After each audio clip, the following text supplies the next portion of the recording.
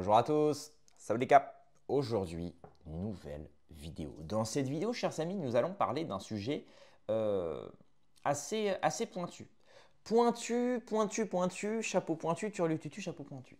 Non, plus sérieusement, on va évidemment parler de Stéphane Blé, repose en paix, camarade, puisque vous n'êtes pas sans savoir que Stéphane Blé, qui, je le rappelle, était déjà un très grand pianiste de haut niveau, mais en plus de ça, c'est quelqu'un qui était assez actif sur Internet. Et pourquoi je vous parle de lui? Parce que il s'était fait connaître dans les réseaux, disons, dissidents, puisque c'est quelqu'un qui, en plus de son travail de pianiste professionnel, hein, donc musicien, disons, bien à côté de cela, il avait aussi un certain vécu qu'il a retranscrit sur Internet. Et ce vécu-là, c'est notamment son passage à la franc-maçonnerie ou dans la franc-maçonnerie. Donc lui, il était allé dans la franc-maçonnerie, vous savez, celle qui pratique le rite écossais ancien et accepté. Et donc, il a commencé à médiatiser tout ça en parlant de ça sur les réseaux sociaux, en vidéo, en interview, chez des gens plus ou moins connus. Il disait un petit peu ce qui s'y passait parce qu'il avait quitté la franc-maçonnerie et donc il a décidé de tout révéler. C'est tout à son honneur. Hein. En général, quand vous quittez une secte, quand vous quittez un groupe, quand vous quittez un groupe de pensée ou quoi que ce soit, ou même une association, hein, en général, voilà, vous faites un petit peu table rase, vous n'en dites pas plus là-dessus, vous ne dévoilez pas ce qui s'est passé là-bas. Un petit peu comme ici, hein, à Pattaya, ce qui reste à Pattaya reste à Pattaya. Voilà, enfin ce qui se passe à Pattaya reste à Pattaya. Mais et ben là c'est un peu pareil, sauf que voilà, Stéphane Blé, il a vécu des choses, il a vu des choses qu'il ne pouvait s'abstenir de dire. Il les a évidemment dit. Donc il a commencé à vraiment se faire connaître, puisqu'il a commencé voilà, à faire des révélations, notamment par exemple, vous le savez très bien, notamment dans la loge qu'il a intégrée, il y avait plusieurs degrés. Donc quand vous commencez au premier degré. Et en fait, plus vous montez, plus vous avez le droit de parole, plus vous avez de la... C'est comme une sorte de hiérarchie dans une entreprise en fait. Et effectivement, le plus haut degré, c'était le 33e degré. Dans cette loge-là, hein, ça dépend des loges. Mais dans celle-là, c'était le 33e. Et effectivement, Stéphane Blé a écrit un livre, donc La vérité sur la franc-maçonnerie, disponible chez Contre-Culture par ailleurs, qui d'ailleurs cartonne hein, tout le temps. Et ce livre-là, justement, donc il parle du 33e degré et il y dit justement, il y fait il y voit un symbole. Il se dit, c'est marrant que la franc-maçonnerie, qui est comme massivement, en réalité, souvent des loges anti-religieuses, qui vouent justement un culte à la pensée dite libre, qui s'extirpe en fait de la croyance en le paradis ou en l'enfer, ou de la croyance simplement en un monde d'après ou d'un monde d'avant ou à la réincarnation ou quoi que ce soit. C'est plus une parole libre et ils œuvrent pour une meilleure société. Bref, j'y viens. Je suis désolé pour les digressions, je ne suis pas très réveillé. Pour cela, mettez un pouce bleu, chers amis. Et donc, évidemment, on va passer à la vidéo, vous inquiétez pas. Voilà, il fait le symbole entre le 33e degré et l'âge de la mort du Christ, qui est donc mort à 33 ans, crucifié sur la croix, ou crucifixé pour certains. Donc, évidemment, il se dit c'est bizarre, puisque voilà, une loge censée être non religieuse, enfin les loges qui sont connues pour être justement des groupes de pensée non religieux, font référence ont comme symbole le plus haut degré de la franc-maçonnerie un symbole religieux.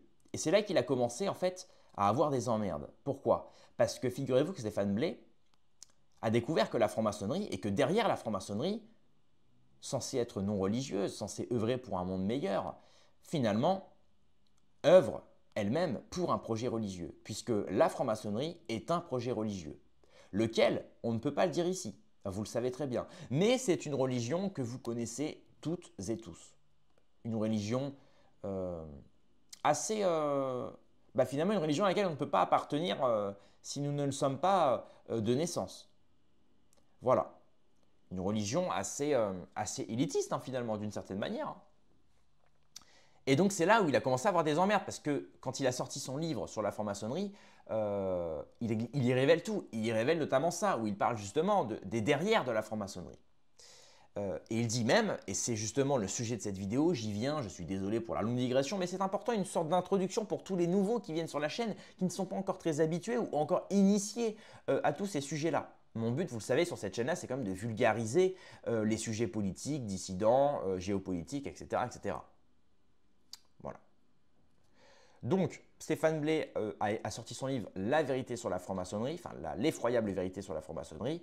Et donc, évidemment, il y révèle plusieurs choses. Et donc, c'est là où il a commencé à avoir des petites persécutions, des petites emmerdes, disons. Désolé pour le mot un petit peu familier.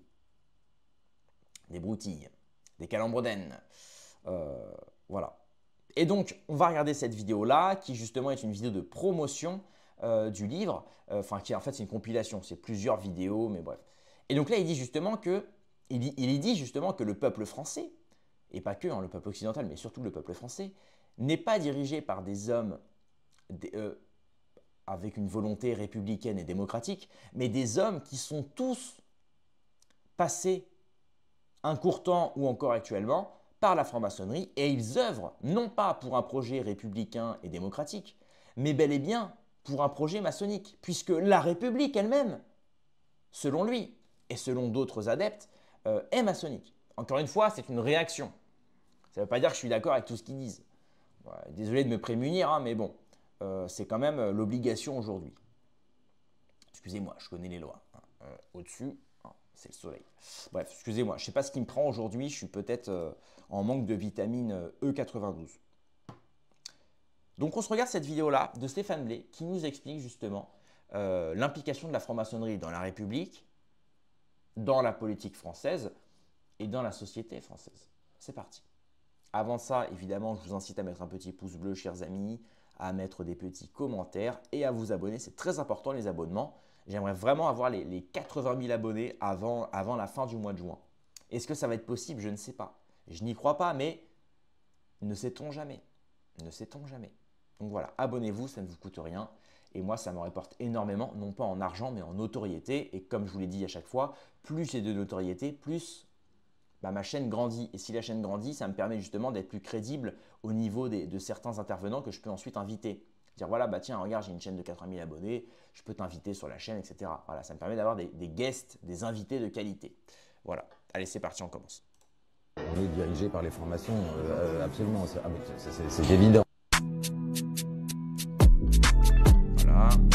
Donc là, effectivement, on a un petit montage sympathique où on nous montre justement que Macron est passé par la banque Rothschild. Donc David de Rothschild est au courant de mon engagement, je suis son edge, sa couverture. Ces Bauer se connaissaient très très bien en fait. Voilà. Voilà, donc là, pour ceux qui ne savent pas, Bauer, c'est justement un des présidents, disons, si je ne dis pas de bêtises, de la Grande Loge de France. Encore une fois, excusez-moi, je peux me tromper, ou c'est peut-être le Grand Orient. C'est peut-être le Grand Orient, pardonnez-moi. Voilà, je vous incite vraiment, pour ceux qui ne sont pas encore très initiés à ces sujets-là, à vous renseigner. Vous pouvez lire des bouquins, justement, vous pouvez commencer par celui de Stéphane Blay, qui est disponible sur Contre-Culture, mais vous pouvez aussi en prendre d'autres, tout simplement regarder des vidéos d'archives, etc. Et pour le coup, Alain Bauer a une grande implication dans la franc-maçonnerie, notamment en France, et notamment a des liens très proches avec des politiques français. Et là, on le voit proche de, regardez. De grands comploteurs. Mais oui.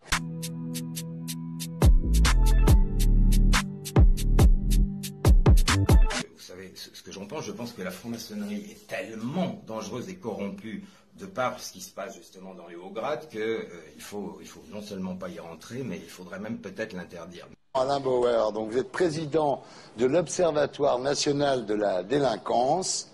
Alors vous êtes en haut de la Tour Eiffel avec un télescope et vous regardez les banlieues. Vous êtes le grand champion de la mise en place des caméras de surveillance dans les villes. Vous étiez socialiste à 15 ans, franc-maçon à 18, conseiller de Rocard à 26, PDG à 32 et grand maître du Grand Orient à 38.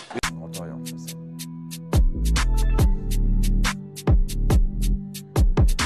Le chef de l'exécutif, il exécute rien de tout, il exécute les ordres que lui donnent les Rothschild. Bon. Vous êtes franc-maçon, vous? Je l'ai été.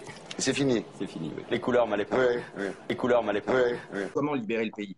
Il faut interdire la franc-maçonnerie et ce qu'il y a au-dessus. Ça s'arrête là. Justement, c'est très intéressant parce qu'il dit « est-ce qu'il y a au-dessus » Et au-dessus, on ne peut pas forcément le dire ici. Mais je vous incite à vous renseigner. Regardez ce que disait notamment Payon à propos de la franc-maçonnerie.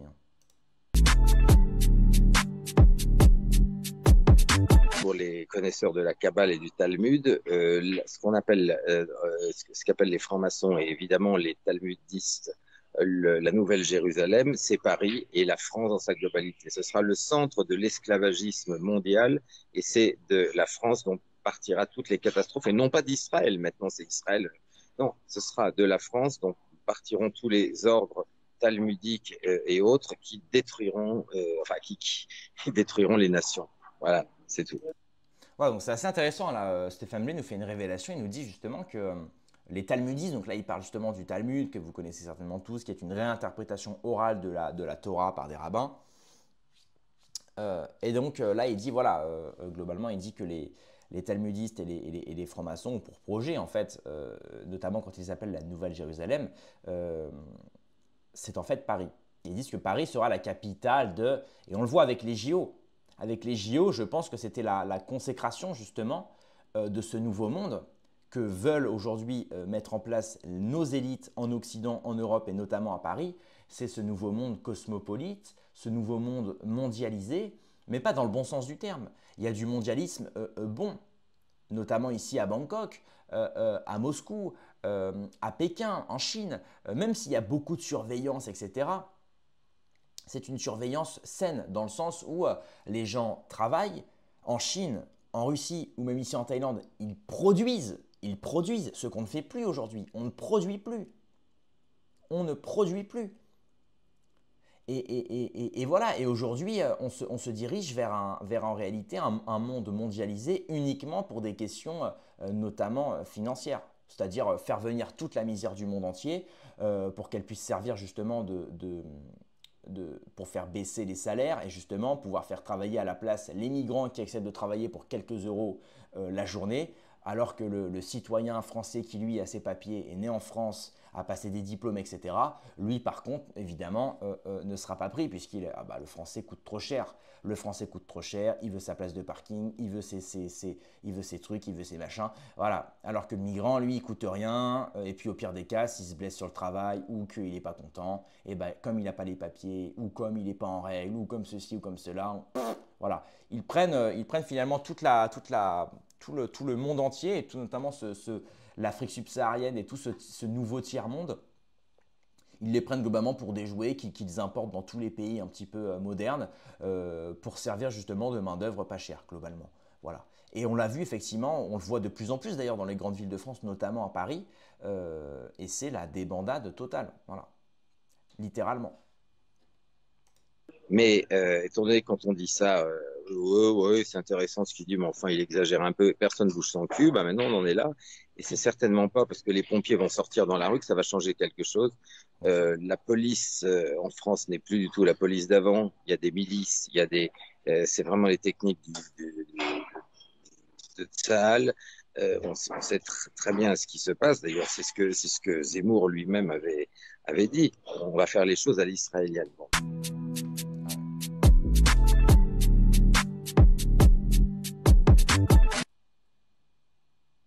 Donc ça, c'est une phrase de Macron dans le Wall Street Journal. On est comme une sorte de prostituée. Le job, c'est de séduire. Donc ça, c'était à propos de son... Certainement, je pense qu'il parlait de son job de banquier, notamment chez Rothschild. Avec derrière, notamment, souvenez-vous de Alain Minc. Alain Minc, hein, justement, qui avait disons, propulsé Emmanuel Macron dans le milieu des affaires. Qui avait dit qu'Emmanuel Macron était très bon dans ce métier-là. Et que pour faire ce métier-là, il fallait séduire, il fallait être un petit peu comme une tepu pour pas être trop violent, et que Macron le faisait très bien. Donc c'est quand même vous dire à quel point ces types-là n'ont aucune... c'est juste dingue. Voilà, donc Jacques Attali, pareil. Emmanuel Macron, c'est moi qui l'ai repéré, c'est même moi qui l'ai inventé totalement. C'est quand même dingue de se dire qu'un mec comme Jacques Attali, qui est un homme d'affaires, notamment avec son frère Bernard Attali, je crois, qui sont des hommes d'affaires, qui sont algériens d'ailleurs, hein, ils sont juifs algériens, souvenez-vous d'ailleurs de Jacques Attali qui avait dit que la France devait être comme un hôtel, ou même le monde, je crois, il avait dit le monde ou la France devait être comme un hôtel dans lequel on accueille toute la misère du monde, tout le monde. C'est quand même dingue de se dire que ces types-là, aujourd'hui, se revendiquent d'avoir mis en place notre président, d'avoir mis les personnes les plus importantes aujourd'hui en France. Ces types-là qui ont façonné les politiques d'aujourd'hui et de demain, quand on regarde ce qu'ils ont dit, Ces types-là disent littéralement, voilà, il faut que la France soit comme un hôtel. La France est comme un hôtel où elle accueille le monde entier. C'est quand même dingue. Ces types-là, aujourd'hui, c'est eux qui gèrent tout derrière, en fait. C'est eux qui tirent les ficelles. Et ça, c'est dingue. Et le dire, aujourd'hui, le montrer et le prouver et le démontrer, vous attire énormément d'ennuis. Et justement, c'est le triste sort de Stéphane Blay. On va en parler juste après. Voilà, donc Alain Bauer, hein, donc on l'a déjà vu tout à l'heure. Là, il a dit « Le programme de François Mitterrand a été écrit grosso modo au Grand Orient ». Et quand on sait récemment que la loi sur l'euthanasie est une loi principalement, encore une fois, qui a été propulsée par la franc-maçonnerie, quand on sait derrière que l'euthanasie, c'est un projet en réalité, non pas de mourir dans la dignité, mais en réalité un moyen de, une fois passé à l'âge de la retraite, donc globalement à passer la soixantaine, vous ne servez plus à rien, puisque vous ne travaillez plus, donc vous ne produisez plus, vous ne rapportez plus et vous coûtez plus que vous ne rapportez. Puisque vous consommez, tous les mois, il y a votre petite retraite qui rentre. Et donc évidemment, l'État n'aime pas ça, puisque l'État, ça lui coûte. Ça lui coûte. Je crois que Macron avait fait récemment, il avait parlé, et justement, il y avait un espèce de grand dessin, de grand schéma avec les dépenses, et je crois que 2/3 des dépenses, ça allait justement dans les retraités. Donc, vous vous doutez que si on retire au niveau de la dette, parce qu'évidemment, la dette ne fait que creuser, si on retire tout ce qu'on doit aux retraités et aux non-actifs, bon, bah, évidemment, ça fait un gros vide. Donc, leur but, évidemment, c'est de programmer l'euthanasie comme de faire de l'euthanasie un produit de consommation, et comme ça, le jour où vous avez un petit coup de mou, et ben voilà, un petit coup d'euthanasie et c'est fini. Voilà, vous vous faites virer de votre travail, vous avez 55 ans, vous n'allez pas retrouver de travail parce que vous êtes trop âgé et puis toute votre vie vous avez fait, je sais pas moi, des boulots pas très faciles, vous n'avez pas les qualifications requises pour les métiers d'aujourd'hui parce que les métiers sont durs ou alors les métiers demandent des compétences que vous n'avez pas. Vous ne retrouvez pas de travail, vous devez vivre avec votre RSA avec 500 balles par mois, c'est dur, bon bah allez, je vais me faire euthanasier. Globalement, c'est ça. Globalement, c'est ça. Et donc évidemment, si on fait euthanasier tous les vieux et tous les retraités, bon bah déjà, niveau argent, l'État va s'enrichir, puisque ça va moins leur coûter. C'est ça le programme. Et dites-vous bien que voilà, encore une fois, on est toujours dans des logiques financières, libérales, économiques. Votre vie, en réalité, n'a pas de prix pour eux. Votre vie, en réalité, elle ne représente rien pour ces types-là. Vous ne valez rien à leurs yeux. Vous n'êtes en réalité vous n'êtes globalement que quelques pièces de monnaie. Et plus vous pesez dans la balance, plus vous êtes intéressant. Moins vous pesez dans la balance, moins vous êtes intéressant. Et là, on en revient avec la question de l'immigration. Plus vous coûtez un salaire qui tire vers le bas, plus vous êtes intéressant au niveau des grands patrons, puisque les grands patrons vont vouloir vous recruter, puisque vous coûtez moins cher. Alors que si vous coûtez cher, bon bah, on ne vous aime pas trop. Hein, parce que vous coûtez cher, donc forcément… Ah bah oui, tout ça s'articule de manière très logique, j'ai envie de dire. Voilà. Donc ça, c'est les révélations de Stéphane Blay. D'ailleurs, le petit montage est très sympathique, bravo. Et donc, pour finir cette vidéo-là, je parlerai du triste sort de Stéphane Blay. Moi, j'avais reçu un de ses meilleurs amis hein, sur ma chaîne, Mehmet Yildiz, avec notamment… j'avais reçu qui d'autre avec cette émission? J'avais reçu… je ne sais plus qui j'avais reçu d'autre. Bref, j'avais reçu des très proches de Stéphane Blay. Et donc on avait parlé justement de sa triste fin, parce qu'il faut savoir que Stéphane Blay, malheureusement, est décédé assez jeune. Donc il serait mort dans son hôtel, il se serait jeté de la fenêtre, je crois, quelque chose comme ça. Bon. Certains émettent évidemment la piste donc, de la mort programmée. Est-ce que ça viendrait de lui? Pourquoi se serait-il donné la mort? Était-il suicidaire? Était-il triste? Était-il… Bon, qui sait? Certains parlent donc peut-être d'un assassinat, parce qu'il en disait trop, peut-être parce que… Bon, moi, Mehmet Yildiz m'avait dit que non. Il m'avait dit que pas forcément, parce que ce serait un peu gros. Et bon. Donc voilà, en tout cas, ce qu'il faut retenir dans tout ça, c'est que Stéphane Blay est parti en héros. Alors ça ne veut pas dire que tout le monde doit se tuer à son prime, non, certainement pas. Mais c'est vrai que il est vraiment parti comme un héros parce qu'il a sorti un bouquin qui aujourd'hui, c'est certainement son plus grand héritage, avec notamment, évidemment, tout son travail musical, artistique. Et voilà ce qu'il a laissé derrière lui. Et d'ailleurs, c'est très important, c'est une petite digression, mais notamment, n'hésitez pas, chers amis, même si ça n'a pas une grande importance en réalité, on est né poussière, on repartira poussière, mais si vous voulez que les gens se souviennent de vous, bah faites des choses grandes. Voilà. Stéphane Blé, on se souviendra de lui parce qu'il a laissé un livre qui cartonne, qui révèle de grandes choses. Il a composé des musiques et notamment il a recomposé des grands classiques de la musique et notamment au niveau du piano, chers amis. Mais moi qui en fais un petit peu, je suis époustouflé par son niveau. Donc voilà, et ça c'est des choses auxquelles qu'on retiendra finalement de lui. Donc voilà, chers amis, si vous voulez qu'on se souvienne de vous, même si ça n'a pas une grande importance, encore une fois, comme je vous l'ai dit, hein, c'est pas grave, hein, dans 2000 ans, on ne parlera plus de nous. Mais voilà, si vous voulez qu'on se souvienne de vous, faites quelque chose de grand, faites quelque chose de mémorable et quelque chose de digne surtout. Voilà, apportez quelque chose à la société et les gens vous le rendront, tout simplement. Voilà, donc repose en paix, Stéphane Blé.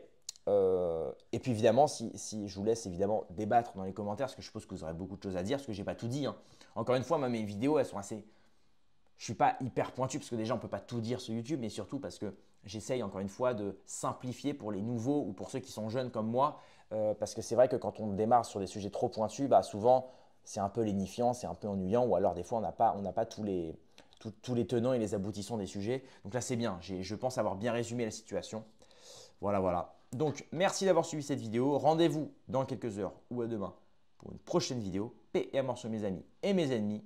Et surtout, sur mes ennemis.